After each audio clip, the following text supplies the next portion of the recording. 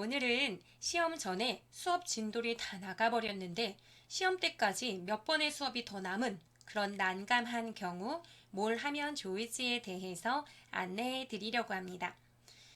배운 내용을 효과적으로 정리해주는 5가지 방법. 빠밤. 우리가 시험 전이기 때문에 새로운 진도를 또 나갈 수는 없고, 그렇다고 해서 만약에 수업 시간이 몇 시간 더 남은 경우 자습만 계속 줄 수는 없고, 이왕이면 이 시간을 아이들이 시험 공부를 하는데 도움이 되는 시간으로 썼으면 좋겠다 하는 바람이 있잖아요. 그래서 그때 하시면 좋을 만한 그런 활동을 5가지 안내해 드리려고 합니다. 일단은요, 첫 번째, 두 번째의 경우는 선생님들도 많이 하시는 방법이고요. 세 번째, 네 번째, 다섯 번째는 제 나름대로는 그래도 흔치 않은 방법이라고 생각하는 것을 안내해 드리려고 해요. 일단 첫 번째는요, 학습 활동을 한번 쭉 정리해 주는 거죠. 학습 활동에 있었던 게 개념이나 주요 내용을 잘 정리한 것들이 많이 있잖아요. 그래서 그것을 처음부터 끝까지 다 정리하다 보면 중요한 내용을 다시 설명해 줄 수 있다는 장점이 있습니다. 하지만 이것의 치명적인 단점은 이미 아이들이 교과 학습을 하면서 내용을 다 적었던 내용이라서 열심히 안 들을 수 있다는 단점이 하나 있어요. 그리고요, 이런 활동, 지금 배운 내용을 효과적으로 정리해주는 이런 활동들은요, 다 공통적으로 좀 주의하셔야 되는 게 있는데요. 만약에 혼자 다 들어가시는 수업이 아니라 한 과목을 여러 명의 국어 선생님들이나 같은 교과 선생님들끼리 같이 들어가게 되면 협의가 좀 필요해요. 여기 지금 오타가 났는데요. 동교과 선생님들과의 협의가 좀 필요합니다. 나 혼자만 그냥 진도 빨리 뺐다고 쭉 정리해줘도 되는 건지, 다른 반에서 불만을 제기할 수도 있는 거고요. 이 과정에서 내가 들어가는 반만 조금 힌트가 제공이 될 수도 있기 때문에 이 부분은 같이 좀 합의가 된 상태로 하시는 게 좋을 것 같습니다. 그리고 반별로 차이가 없도록 하다 보면은 진도가 반별로 차이가 있기 때문에 어떤 반은 여기 학습 활동을 쭉 정리해 줬는데 어떤 반은 하지 못하는 경우가 생길 수 있어요. 근데 이게 사실은 별거 아니고 교사는 선의로 한 건데 학급에서는 뭔가 우리 반만 제대로 된 뭐 정리를 안 해줬다 하고 불만을 제기할 수 있고 추후 민원의 어떤 소지가 될 수도 있으니까요. 이런 부분들은 좀 문제가 생기지 않도록 주의해 주시면 좋을 것 같아요. 요거는 앞으로 제가 5가지 안내하는 것에 모두 해당되는 주의사항이라고 생각하시면 됩니다.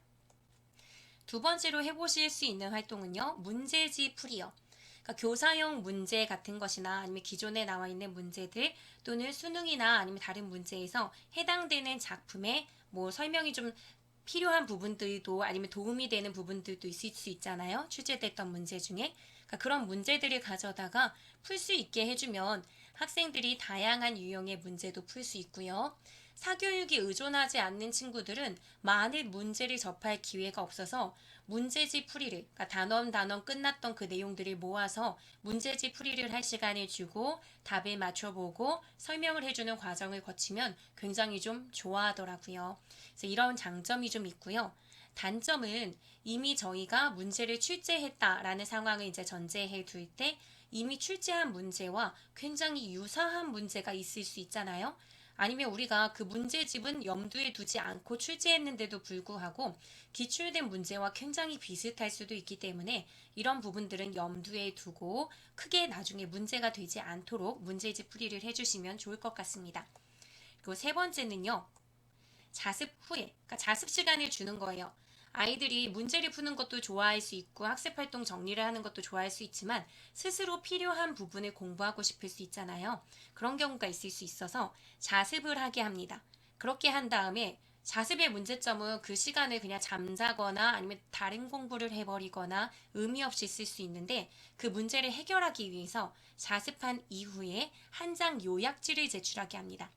그래서 오늘 공부한 부분을 한 장 또는 한 바닥에 정리를 쫙 해서 제출하거나 아니면 이 부분에서 굉장히 좀 내가 봤을 때 핵심을 콕 집어내는 문제, 기출 문제를 뭐 가져다가 옮겨 적어도 되고요. 아니면 내가 그 부분의 중심 내용을 확인하는 문제를 출제해 보겠다.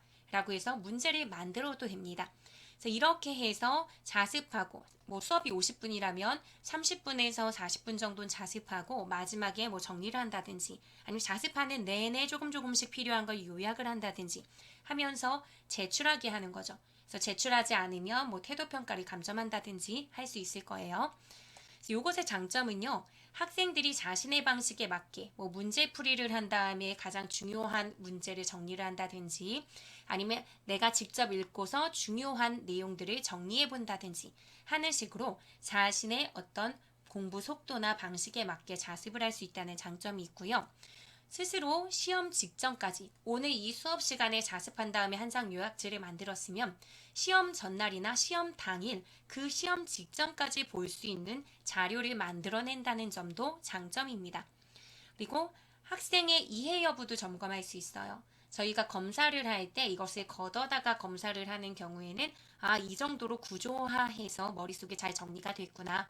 혹은 정리된 내용을 보니까 중요도를 잘 파악하지 못했어. 아니면 잘 이해하지 못한 것 같아. 라는 것을 좀 점검할 수 있겠죠.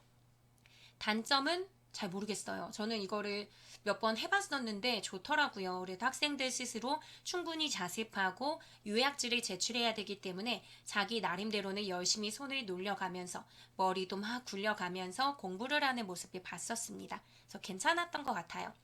또 다른 방법으로는 나도 선생님이라고 하는 특별 수행평가를 함께 진행하는 거예요. 이건 제가 예전에 동영상으로도 한번 영상 자료로 만들어서 올린 적이 있으니까 자세한 건 그걸로 참고하셔도 되는데요. 나도 선생님이라는 어떤 명칭에서도 아실 수 있겠지만 학생 스스로 선생님이 되어서 어떤 특정한 부분을 다른 친구들에게 가르쳐 주는 거예요. 그래서 앞서서 했었던 한 장 요약지, 이거를 친구들에게 공유해서 같이 정리한 걸 보여준다든지 아니면은 문제를 공유하면서 풀어보라고 자료로 나눠준다든지 하는 걸 이제 정리해 줄 수 있고요. 사실 이건 나도 선생님이라기보단 뭐 시험 전에 학생들, 친구들에게 공부 도움 자료를 만들어줬다 하는 정도로 뭐 세특이나 이런 데 기록을 할 수 있을 것 같고요. 여기서 제가 특별 수행평가라고 한 이유는 정기 수행평가가 아니라 이걸 한 경우에는 세특에 기재해 주거나 할 수 있는 좀 특별한 요소? 점수 자체엔 반영은 안 했어요, 사실. 네, 그렇게 뭐 플러스 해줄 수 있는 요소라서 지금 여기는 특별 수행평가라고 정리를 해봤습니다. 그리고 또 다른 방법으로는 학생이 직접 선생님처럼 가르치는 거예요.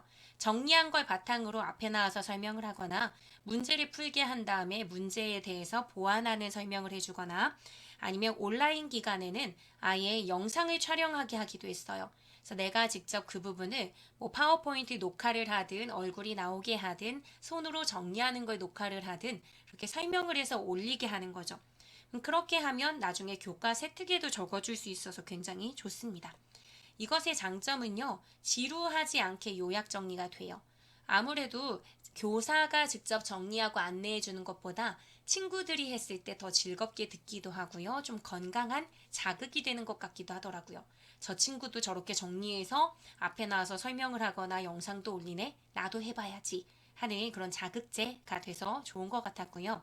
그 교과 세특에도 기재가 가능하죠. 학생들이 직접 영상을 만들거나 아니면 어떤 내용을 가르치고 설명했던 부분이기 때문에 그런 부분들을 효과적으로 써줄 수 있는 장점이 있습니다. 이것의 단점은 무엇이냐면요. 아무래도 갑작스럽게 하기에는 어렵고 준비 시간이 필요하기 때문에 여유가 있을 때 충분히 미리 공지를 하거나 애들이 뭐 진도도 나가면서 시험 기간에 돌입했을 시점에 좀 안내를 해주면 더 잘 뭔가 운영이 되는 그런 느낌이 있었습니다. 저는 이거 굉장히 잘 이용했고요. 세특에도 기재해 줄 수 있어서 좀 풍성해지는 느낌이라 참 좋았습니다. 그 마지막으로 다섯 번째는 조공 영상 제공하기입니다. 이것도 따로 조공 영상에 관련해서는 제가 영상을 한번 올린 적이 있었는데요. 조공 영상이 뭐냐면요. 조금 더 공부하면 더 좋은 영상이라는 거예요. 보통 온라인 기간에 제가 많이 이제 만들어줬던 건데요. 학생들이 빈번하게 묻는 어떤 작품을 배웠는데 거기서 굉장히 자주 묻는 건 겹치더라고요. A, B, C, D, E 많은 학생들이 같은 질문을 온라인 수업에서 뭐 질문하기 이런 설문조사에다가 올린다든지 배움일지 같은 데에 질문으로 올린다든지 빈번하게 물어봤던 것들을 한 번에 해결해 줄 수 있어서 굉장히 좋은 게 조공 영상 제공하기입니다. 그렇기 때문에 이것의 장점은요, 학생들이 정말 가려운 곳을 긁어줄 수 있는, 진짜 모르는 것을 가르쳐 줄 수 있는 점이 있어서 실질적인 도움을 제공할 수 있고요. 선생님한테 이거 몰라요. 잘 이해가 안 가요 했던 걸 선생님이 허투루 듣지 않고 설명을 해주고 보완을 해주는 느낌이라 소통하는 느낌 이런 게 좀 있습니다. 그러니까 학생들이 자주 질문하는 것들을 이렇게 좀 부연 설명해줘서 시험 직전에 잘 알 수 있게 해주는 게 참 좋아요. 하지만 주의할 점은요, 시험 직전에 특정한 문제를 골라서 또는 특정한 질문에 대한 해답을 또는 설명을 해주기 때문에 혹시나 여기서 뭔가 결정적인 힌트가 나가거나 아니면 그 질문을 선택하는 과정에서도 이것 자체가 학생들에게 힌트가 되지 않도록 주의할 필요는 있어요. 그래서 사실 저는 조공 영상 같은 경우에는 시험 직전에 몰아서 조공 영상을 만들어주기보단 한 단원 끝나고 만들어주고 한 단원 끝나고 정리하듯 만들어줘서 시험 직전 어떤 힌트가 되는 것이 아니라 진짜로 아이들에게 부족한 부분, 이해에서 조금 다소 떨어졌던 부분, 그런 것들을 도와주는 그런 기능으로 사용했었습니다. 네, 이렇게 해서 제가 5가지를 한번 안내해 드려 봤는데요. 이 5가지는요, 시험 직전에 모두 다 할 수는 없어요. 우리가 시험 직전에 막 너무 많은 시간을 여유를 두고 진도를 빼지는 않잖아요.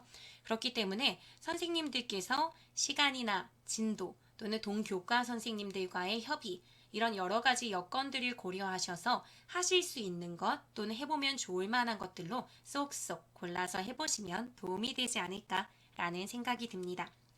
네, 오늘 영상은 여기까지고요. 제 영상을 시청해 주셔서 감사합니다. 다음에 또 만나요.